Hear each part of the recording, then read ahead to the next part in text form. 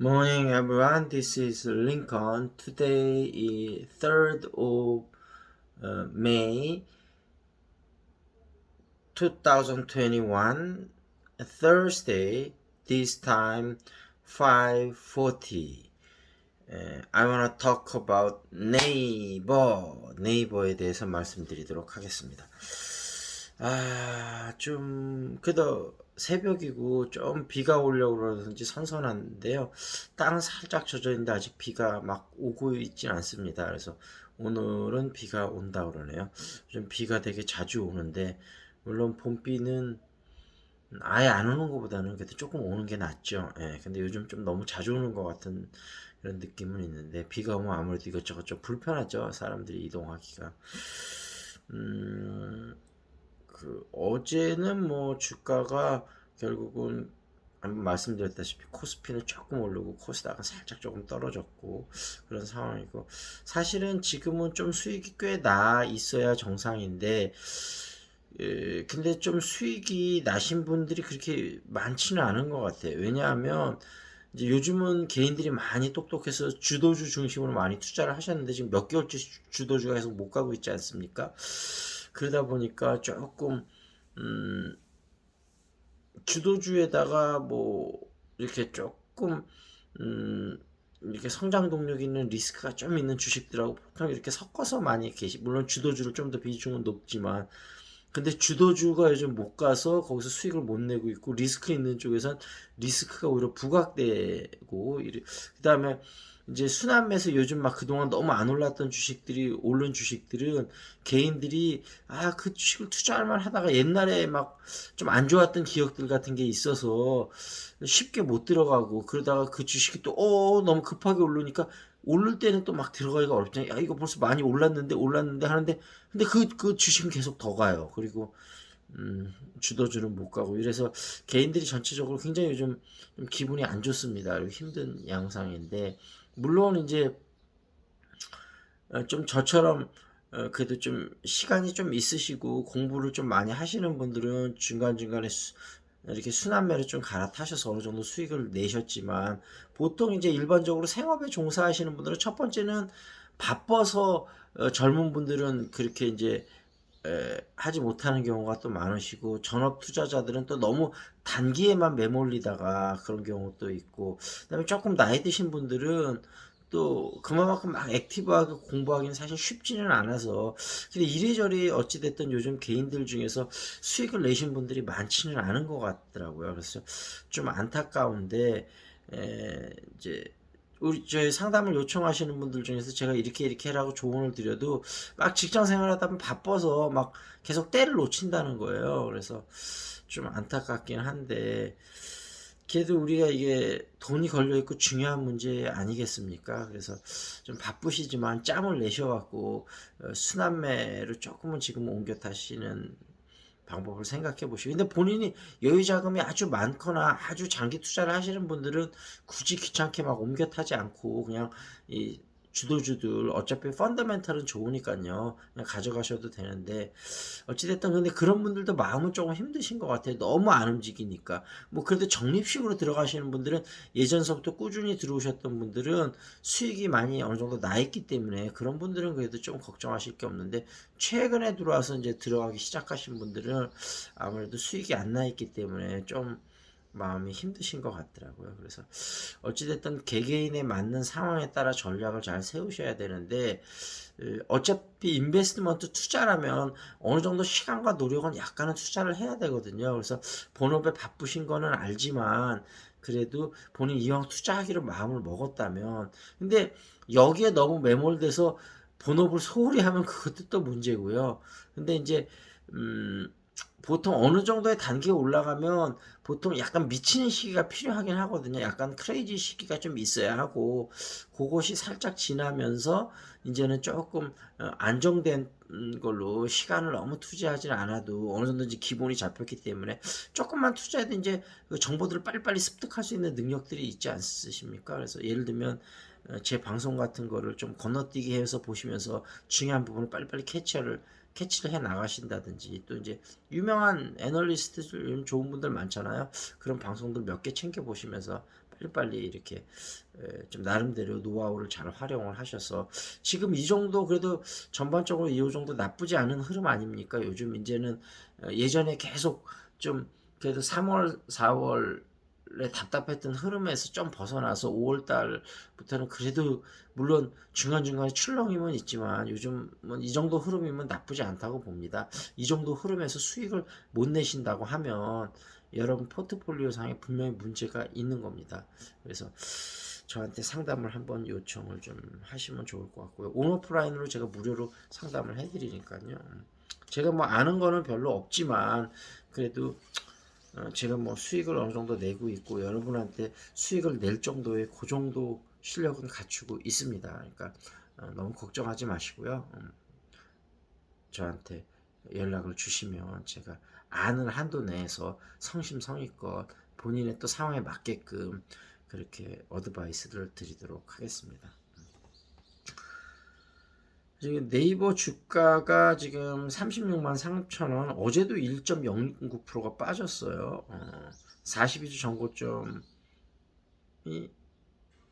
41만원. 그렇게 뭐 이제 그래도 많이 회복은 됐습니다만 아직도 만족스럽진 않아요. 그래서 기사에서도 카카오의 상승세를 못 잡는다. 그래서 지금 연초 대비 카카오가 49.6%, 네이버가 21.8% 올랐으니까 반도 채 안 되는 거잖아요. 카카오는 거의 50%고 네이버는 25%도 안 되니까 카카오의 반을 못 쫓아가고 있는데 시총은 아직 네이버가 크지만 올 연말쯤 되면 골든 크로스가 올 것 같거든요. 이제 비슷해지다가 결국은 카카오가 역전할 것 같은데 네이버가 좀 힘을 내야 되겠습니다. 네이버가 카카오는 지금 전방위적으로 사업을 확장시켜 나가고 있는데 네이버도 물론 사업을 잘 확장시켜 나가겠지만 너무 돌다리도 두드리고 건너는 식으로 가는 것 같아요. 그래서 우리가 이제 비즈니스 특성을 생각을 해야 되는데 이 좀 IT 비즈니스는 너무 돌다리를 두드리고 돌다리를 두드리고 또 안 건너요. 그러니까 그렇게 돼버리면 타이밍을 놓칠 수 있거든요. 그러니까 아무리 좋은 결정도 타이밍이 안 맞아버리면 안 되는 거 아니겠습니까?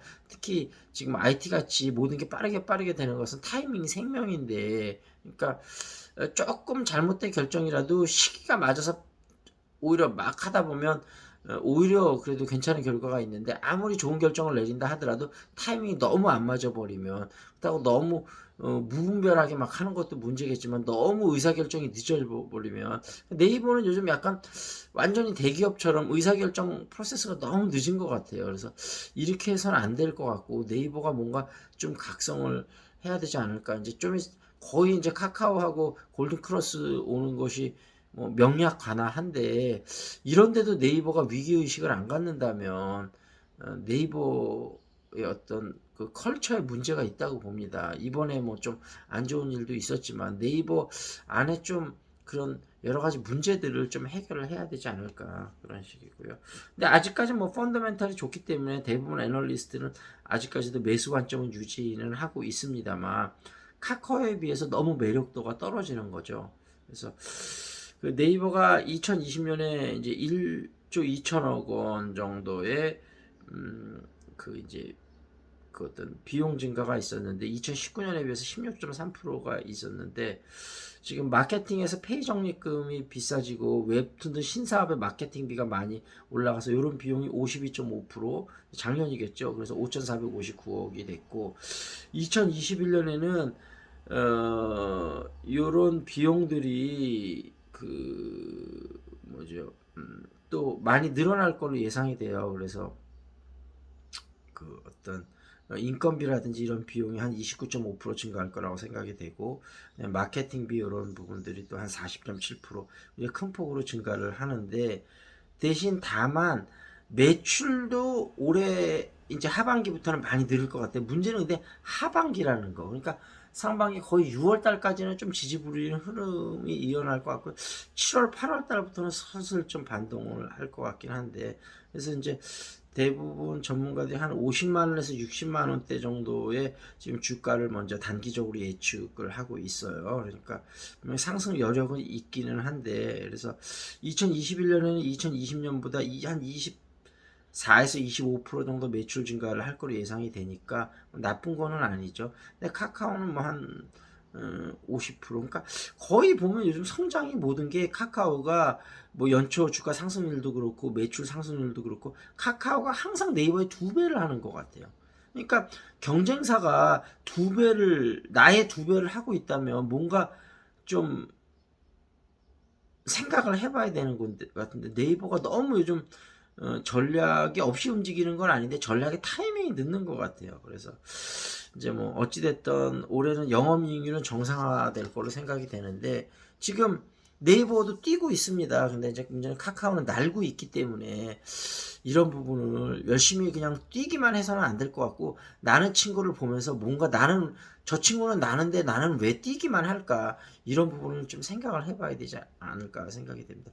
물론 나만 상대편에 너무 신경 쓰지 말고 나만의 페이스를 이렇게 쭉 끌고 나가는 것도 중요한데 어쨌든 어느 순간에 가서는 오히려 그 카카오에 오히려 압사당할 정도의 그렇게 큰 그거를 당할 수도 있을 것 같다는 생각이 들거든요. 뭔가 네이버에 커다란 분발을 좀 촉구를 하면서 뭔가 이해진 의장이 다시 생각을 가다듬고 뭔가 강한 드라이브를 다시 걸어야 될 타이밍이 아닐까 그런 생각을 해봤습니다. 관계 중심 전도 여기서 지금 어떤 내용이냐면 그 우리가 이제 제대로 교만의 고삐를 제대로 잡지 않으면 결국 계속해서 관계에 금이 가고 관계가 상할 수밖에 없거든요. 그래서 We are too arrogant to admit our wrongdoings. 우리의 잘못을 인정하는데 너무 arrogant한. 요게 저도 정말 요즘 좀 너무 교만하지 않았나 그런 생각이 많이 들면서 요즘 인간관계에서 여러 가지 좀 엇나가고 약간 힘드는 부분이 좀 있거든요. 그래서 물론 상대편 잘못이 크기는 큽니다. 솔직한 말로. 근데 상대편 잘못이 크다 하더라도 손바닥도 마주쳐야 소리가 나는 거 아니겠습니까? 저도 또 잘못한 부분이 분명히 있다고 생각이 됩니다. 그러니까 그 관계에 금이 가는 거겠죠. 그래서 상대편의 잘못만 탓할 것가 아니고 크리스천이라면 상대편이 잘못한 건 뭐 제가 어떻게 상대편이 돼서 바꿀 수는 없지 않습니까?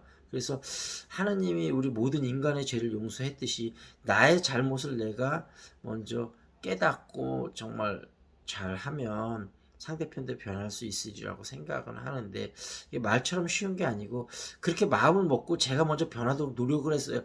근데 상대편이 또 안 변해요. 그러면 정말 맛이 가는 거죠. 근데 그렇다 하더라도 예수님이 마지막 본인을 죽인 사람까지도 용서하듯이 뭔가 단기적으로는 그렇다 하더라도 뭔가 예수님이 모든 사람을 품고 계속 반복적으로 베드로가 3번을 배신해도 계속 용서를 해주시듯이 정말 어려운 건 압니다, 여러분. 저도 잘 안 됩니다, 솔직히. 그렇지만 잘 안 되지만 잘 안 된다고 포기할 수는 없는 거 아니겠습니까? 우리가 크리스천이라면 잘 안 되더라도 계속해서 도전하는 그런 우리들이 됐으면 좋겠습니다. 정말 근데 쉽지 않습니다. 예, 집이 언제나 이긴다. 저도 잘 알고 있습니다. 이런 말을 하면서도 저도 좀 개면쩍습니다. 아유, 너나 잘하세요. 저도 잘 못하면서. 그렇지만 저는 일단 노력은 하고 있습니다, 여러분. 전부 우리 노력을 하는 우리들이 됐으면 좋겠습니다. 그리고 지금 이제 정부가 부동산 대책에 대해서는 정말로 잘못한 부분은 맞습니다. 정부가 좀 인정을 하고 빨리 좀 해야 될 것 같아요. 국가의 땅을 양도하는 시점에 양도세를 면제하겠다는 생색은 가스로우니 그냥 비웃으면 된다. 종전에 개인들이 조합을 설립하면서 조합에 땅을 추천하는 명목으로 양도세를 냈던 적이 있다. 어차피 양도세란 사후 신축 주택의 처분 단계에서 발생하는 것 아닌가. 이사 대책 발표 이후 취득한 모든 주택에 대해 입주권을 부여하지 않고 현금 청산하겠다는 이야기는 현재 어느 단지를 재건축할지 어느 지역을 재개발할지 정해놓지도 않은 채 한국 전역에 대해서 2021년 2월 4일 이후 취득한 주택을 공공주도로 정비한다면 시장가보다 한참 낮으며 반값인 곳들도 흔한 공시지가 정도의 감정가만 주고 추천하겠다는 것이다. 예컨대 여러분이 2021년 2월 5일 살고 싶어서 구매한 3억짜리 낡은 빌라가 어느 날 갑자기 공공 재개발 지역으로 지정되면 국가가 1억 5천만 원의 가격만 쳐주고 쫓아내며 입주권을 부여하지 않겠다는 것이다. 그뿐인가 이미 노원구와 관악구에 낡은 빌라 한 개씩 갖고 있던 사람에게 노원구와 관악구 해당 지역이 재개발되면 너는 이 주택자는 역시 반값 현금 청산 대상이라며 그 야만성을 누가 수긍할 수 있을까? 집값이 오르면 지구 지정을 취소하고 토지 거래 허가 구역을 묻겠다는 것은 그냥 이 대책을 지구를 공급할 일이 없다는 보증이나 다름없다. 아니 많은 지역을 지정해 수십만 원으로 공급하겠다며 그런데 가격이 오르면 지정을 취소하겠다면 어느 개발 대상 지역이 살아남을까? 정말로 구구절절이 옳은 말입니다. 그래서 우리나라 부동산 정책을 이렇게 보고 있으면 너무 지금 정권이 경제 정책, 특히 부동산 정책에 있어서만큼은 너무 전문가적인 식견을 가지지 못했다. 전문가적인 식견을 가지지 못했으면 머리는 빌릴 수 있다고 전문가들의 머리를 빌려야 되는데 문제는 전문가들 중에 제대로 된 전문가가 아니고 헛똑똑이 전문가들 머리만 빌리고 있으니 정말 답답합니다. 참 부동산에 관해서 제 머리를 빌리면 제가 기가 막힌 해법을 제시해 드릴 수 있을 것 같은데 그래서 시언이 빨리 대통령이 되세요. 그러면 제가 기가 막힌 부동산 해법을 제시해 드리도록 하겠습니다. 자 어찌됐든 여기서 마무리를 짓고 잉글리시 샤우팅 현재 무료 참석 가능하고요. 이번 주 토요일 6월 5일 9시에 특강이 있고요. 그 다음에 또 뭐가 있었죠? 그 다음에 좀 주식에 대해서 요즘 좀 이익이 못 나시는 분들, 멘탈이 좀 많이 손상되신 분들, 제가 오늘 오프라인에서 여러분의 힘든 점을, 가려운 점을 좀 긁어드리도록 하겠습니다. 저한테 유튜브에 댓글 남겨주시면 제가 제 전화번호를 알려드릴 테니까 문자나 카톡 주시면 제가 지금 뭐 비대면이니까 뭐 가급적이면 서로 뭐 모르는 사이에 만나는 건 좀 부담스럽고 서로 간에 뭐 저는 뭐 만날 수는 있습니다만 아마 연락하시는 분이 부담스러우실 수가 있어요.